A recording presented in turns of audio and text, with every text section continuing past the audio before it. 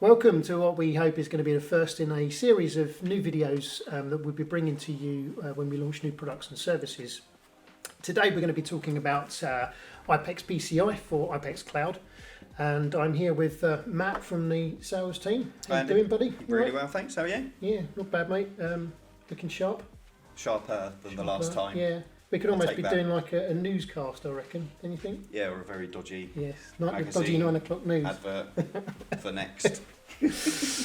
So PCI, talk to me. I think our customers have been waiting a long time for this product. Yeah, the sales team in general spend a lot of time, speaking to our partners, spending time with our partners, and it's something that I think has come up more and more. And I think before it might have been a flippant throwaway comment to sort of say, do we have it? No, we don't. Okay, let's move on. But I think now, in light of everything that's going on, and we shan't go into too much detail, it's become something that is really kind of critical to a lot of businesses. And I think, one of the challenges is the understanding of what PCI is, how it's going to work. Is it hard? Is it complicated? Of course, is it going to be expensive? Yeah. How much does it cost? 100%, exactly. But I think, since we've been working together and working really hard on the launch, I think it's become clear that actually the simplicity echoes the rest of the iPECS portfolio. Yeah. And I think from a price point, I think it sets a slightly different standard to what would typically be the norm when it comes to PCI. So, it's really, really exciting. I can't wait to get it out there into the partner network. Yeah, definitely. And I get the sense, talking to the folks who are going to be watching this video and talking to you guys in the sales team, that customers seem a lot more clued into PCI these days. If I go back sort of 5 years or so, it's all like, we do pause and resume on recording, we're covered. But I get the sense from what I've seen online that there's a lot more to it now, and that there's a lot. It's becoming more stringent, stricter. Yeah, I'd agree with that. I think one of the big things that's changed is that, without coming across the wrong way, I think customers understand what PCI is, and I think as a result of that recognise that they are perhaps not compliant when perhaps they thought that they were. So I think that's something that's kind of enlightening the end user. And then, of course, I think they really struggle to then go, well, what do we do next? And I think it can be expensive, it can be complicated, and I think, dare I say, bury their head a little bit. So I think it's definitely something that people are very aware of, and I think they're aware they need to do something as opposed to want to, and I think that's the critical part here. And so I guess one of the questions, funny enough, I've just been asked this morning is, does a partner of ours need to be an expert on PCI per se? And I think the answer to that is possibly not necessarily, but they do need to understand that where we're concerned with our industry, it's all about the communications. It's the bit that we deliver and how PCI relates to that. Because I've been asked this morning about, is taking payments via the web part of PCI, which I have to confess I didn't know off the top of my head, but we don't cover that part of PCI. So this is all about, you're taking phone calls, are you taking payments over the phone? You need to be compliant, right? Yeah, absolutely. And I think people who think they're compliant realise that they're not. And I think at the end of the day, it's something that has to be offered and it has to be delivered. And I think however that's delivered behind the scenes, I think from a partner's perspective, again, simplicity is the key, and all we're doing here is saying, if you use this particular service in this particular way, you will be compliant. You've ticked the box, and everybody's really comfortable moving forward. Because I guess it's quite likely, and we've seen this with some of our other customers already, that if you've got a conversation going on around PCI, that it's possibly part of a bigger compliance process that's being applied to a customer anyway. And if you look at, I guess, our cloud platform with the encryption that we're slowly starting to put in place across the entire platform, we can help that partner with that conversation as well. Oh, absolutely. And I think one of the challenges that we faced is I think PCI compliance was typically something that was aimed at larger corporate, mid-sized organisations, but we still need to be able to capture that smaller end of the market as well. You're absolutely and I think that's a really good point, because again, if you sort of go back a few years, you get involved in conversations around PCI, there was a natural perception that it's the high end. You know, it's those big finance firms and everything else. But actually, the truth is, if you're taking a payment over the phone, yeah, definitely. And the PCI element actually comes within the agreement with the card provider or the platform that you've got your agreement with. And, you know, at the end of the day, if that's taken away from you because of a breach, all of a sudden you have immediately lost your capacity to take payments. And so you and I were talking about this on Friday, and we were sort of looking at some stats online, and it's quite eye-opening, I think, really, wasn't it? They're talking about up to 50% of UK companies in the survey back in 2020 either weren't compliant or had no confidence in whether they were compliant. Absolutely. I mean, it's quite frightening that there's that a percentage, but I think it just actually shows that, you know, businesses want to do it, and I think sometimes they simply don't know how. Yeah.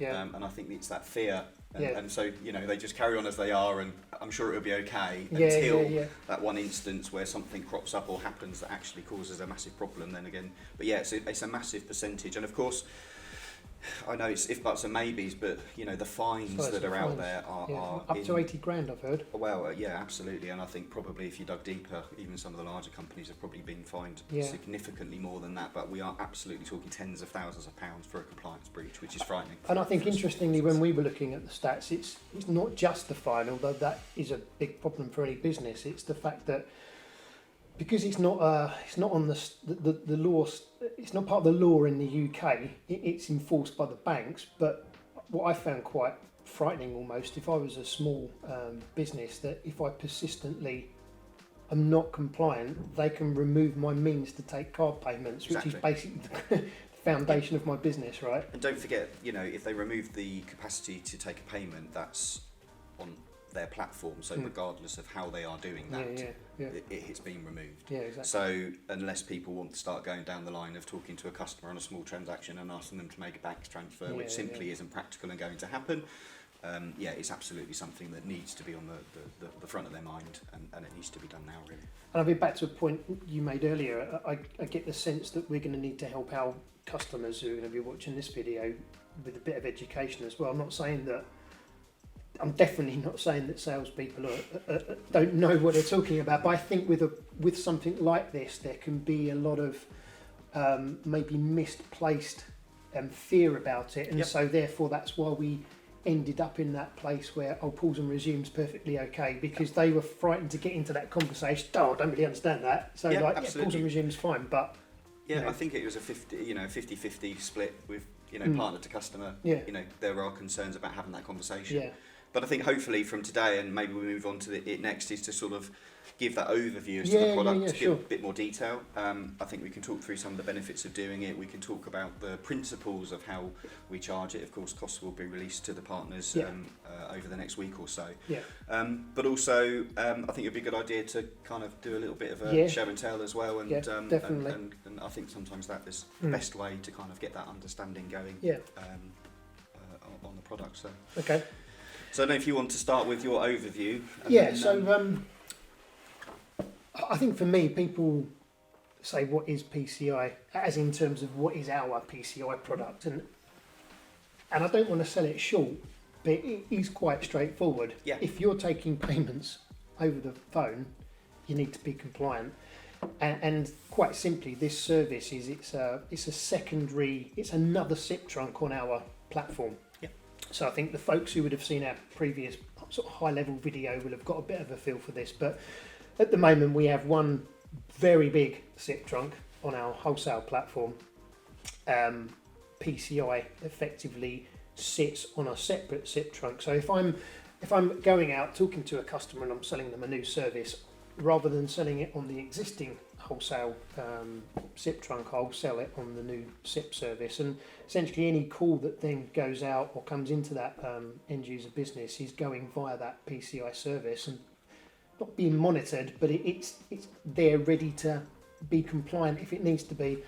And the folks will see when we show them the demo later, it is very simple in so much as you put a code in, secure the line, the far end puts their details in for their card via the phone, line's totally secure. people will hear us talk about DTMF masking. So it's essentially just taking that DTMF information out of that data stream. It's what makes it compliant, takes that call out of scope. Yep. And again, that's terminology that people will hear when they're talking about the PCI, whether something's in scope or out of scope. So Yep. this completely de-scopes that call from the card details that are being taken. So for us, I think, you know, it's a simple service, but going back to what we've been saying, I think, you know, this whole misplaced fear or whatever it is, it's also simple. You know, it's simple and cost effective. So some of the services we looked at, you know, you had like a massive setup cost to get the service in place in at the first for us. Then there was a setup cost that would be put in place for a reseller. Yeah. You know, and then there was a per transaction charge for the end user, Yeah. and then there was a per user charge for the end user, and we were like, you know, maybe that's comfortable for some of the high end organisations, but you know, we're taking a service out where we're saying to people, if you're taking a card payment, you've got to be compliant. We've also got to be conscious of the fact that, you know, there is a cost element to this, and those smaller customers are not going to be able to look at financing that kind of service. So for us, it's a very simple per channel service. Yeah. We have two options for what we call the payment portal. So when you're the agent taking the card details, you're in via your laptop or your PC, you're doing it via a browser. So we'll either sell you that portal on the web, and it's a per month charge, but for the customer, and it's not per user. Or if they're already using an in-house package or a database and they want to integrate it, we'll give them the APIs free of charge. You know, and then they just need to work with a developer to get it set up. But yeah, nice and easy to set up, super easy to use, and the benefit being that it's going to be secure card payments for customers over the phone. Yeah. No longer need to worry about, am I PCI compliant? I mean, we've got up here powered by Atmoso. That's the guys that we're working with. They're a tier 1 compliant PCI service provider. So it's the highest level of compliance that can be obtained, and it flows down. And we'll provide some more detail further down the line. But if you're a sole trader and you're looking to be PCI compliant, there's a whole raft of questions, and this might be another thing that puts people off. It's the paperwork. Because we're working with these guys, it kind of flows down, so it means a much shorter number of questions that they have to respond to on a survey when they're being PCI compliant. So we're making that part of it easier as well. And it's a bit like, you know, when we have to renew our car insurance every year, you kind of, how much? You know? But it's the old adage, isn't it, that until you need it, you don't really appreciate it. And it's kind of, I see this as a little bit of an insurance policy, really. You know, it's you're taking card payments, you've got to be compliant. You might not be taking a card payment on every single phone call, but to know that the service is there, easy to deploy, easy to use, kind of a no-brainer, really. Absolutely. So I mean, in typical sales simplicity, then, so we've got a platform, it generates a code, we use that code to then kind of secure the line. Mm-hmm. So essentially when that customer comes in and they just use their phone, whether it's a desk phone or a mobile, you know, what's your card number, you just punch that in on your phone, and then that secure line kind of masks all of the information along with the portal, so that it removes that kind of, that nobody knows what the numbers are and so on and so forth. And then our platform just connects to a World Pay or a Barclay card or somebody like that to kind of actually poll that transaction, and then they're done, right? So Revo PCI, which is the Atmoso brand, we're going with iPECS PCI. That service is interconnected to every major PSP, they like to call them, payment service providers. They're interconnected to all of the key payment service providers. Upon the point of our partners ordering the service, we'll then send out a what we call a data capture form. And the reason we have to do that is because there's nothing too complicated, but each payment service provider has a slightly different methodology of how they would do the setup. Okay. So all we're going to do is ask a few simple questions. Who are you? Who's the partner? And what payment service provider are they using? When they select that particular payment service provider, it auto-populates the form so that we then take that, pass it back to the guys at Atmoso, and then in the background they do the final setup. So Yeah, it's a Pretty core easy. part of the process though, because Yep. if we don't have that information, we can't set it up. Yeah. So But I guess if somebody's talking to us about PCI, you know, they're going to have hopefully their payment portals already in place. So it sounds like it's going to be a pretty simple, straightforward setup. I would very much for doubt everyone. there's going to be many scenarios where we're going to be offering this and a customer's just setting up Yeah, their payment absolutely, service. It's going to be there, and it'll, you know. And So- I say, you know, we're compliant. I think, you know, circa 90 to 95% of all the key PSPs out there. We do have a one-off. So if we come across a scenario where one of our partners is working with a customer, and say they're working with some maybe left field payment service provider that we haven't worked with before, the guys at Amoso will work with us and we can integrate, but there is a one-off price on application charge for that, so it would just be a question of doing a bit of digging, who is it, what do they need, etc, etc, and then, you know, that would be a chargeable cost. That makes sense. I think one of the things that I think is going to be really beneficial here is that, you know, from a cost perspective, it sounds like it's going to be very much this is the cost for it, so make as many transactions as you like, but our monthly cost is going to be the same. Yeah.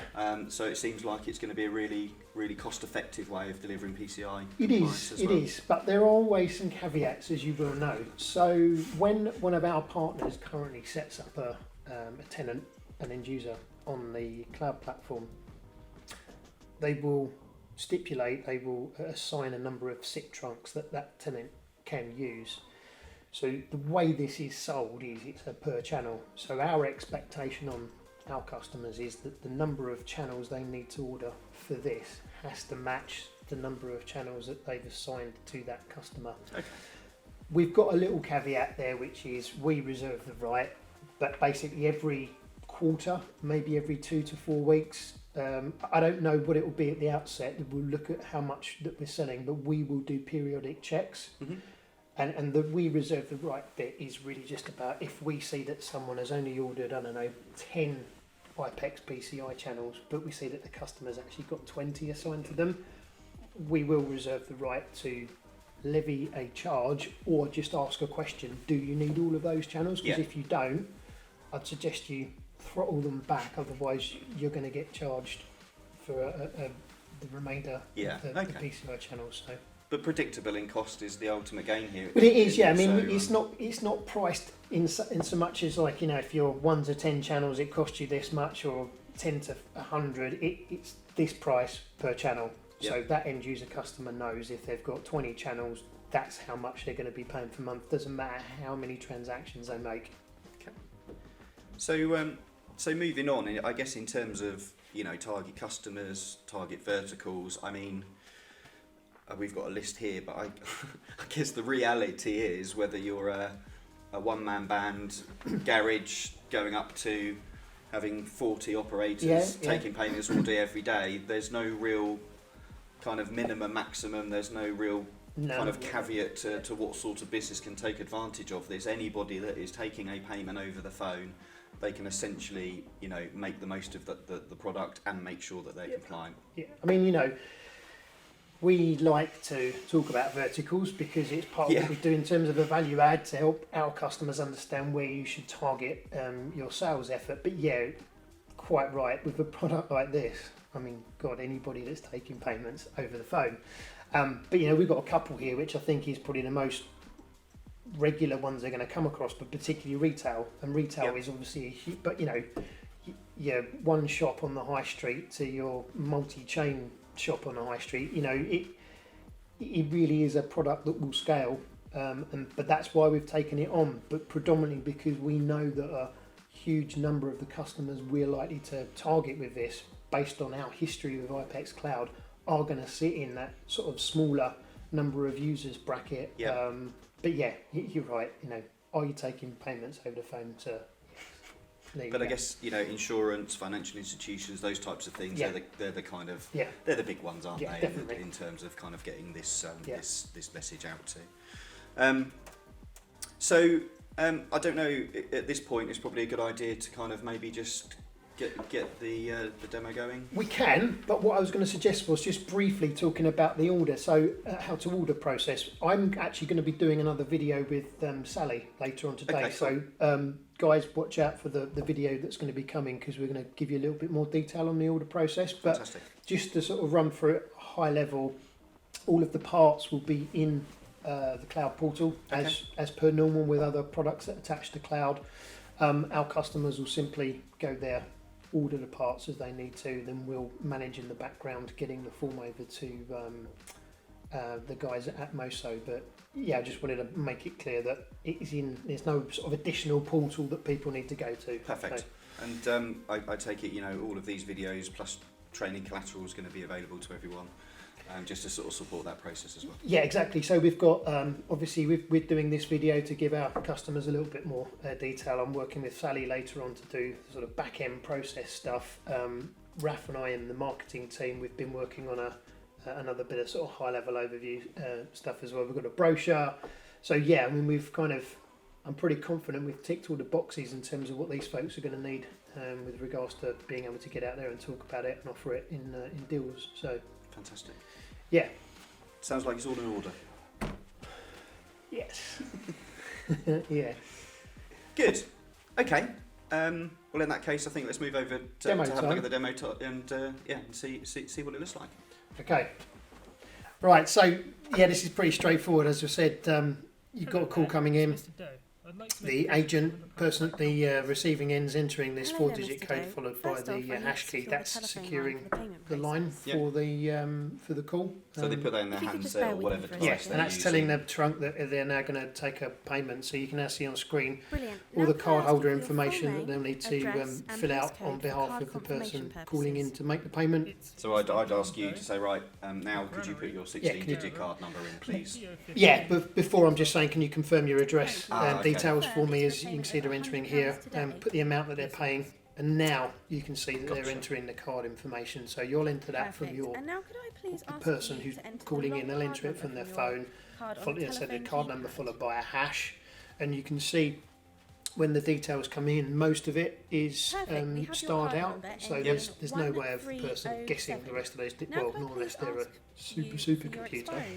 So the expiry date goes in as well. Yeah. Great. And then I take it it'll mask the last 3 digits. Yeah, so the CV code is masked. Okay. And you're submitting that for payment using the button. Perfect. That's all Payment result. Is there anything else that I can Successful. Gives you an authorization code. So you can give that No to worries. the Hope you have a customer. nice Here's day. your Here's your authorization auth code for the payment. And tells you the bank that it was made to. Click finish. Job done. I mean, what was that? A minute? Yeah, that's really simple, isn't it? Yeah, and if they make a mistake at any point during the process where you saw the card information being entered with the green tick, they'll get the red cross. So it'd be like, oh, can you just check those details, please, Mr. Customer, because they don't seem to be right. So there's that sense check all the way through. But yeah, Nice and easy. absolutely, mate. So demo, simple, nice and easy. That's pretty much all we've got time for today, me old fruit. It's hopefully been useful for the folks that have been watching it. So from my point of view, thanks for joining, and watch out for a load of new videos coming your way. I think we're planning to do this every time we launch a new service or product from now on. So I think you had a couple of bits you wanted to say just as well, hopefully when this video comes out it's ready to order, so it's going to be live. So any questions, queries, or need any help kind of getting these things underway, then obviously give your account manager or anyone else within the business a call, and we'd love to help you. So I think it only remains us to do the most cheesiest thing at the end of any video that we do. If you want to subscribe and hit the notification bell, that would be great, and we'll see you for the next video. Don't leave me hanging.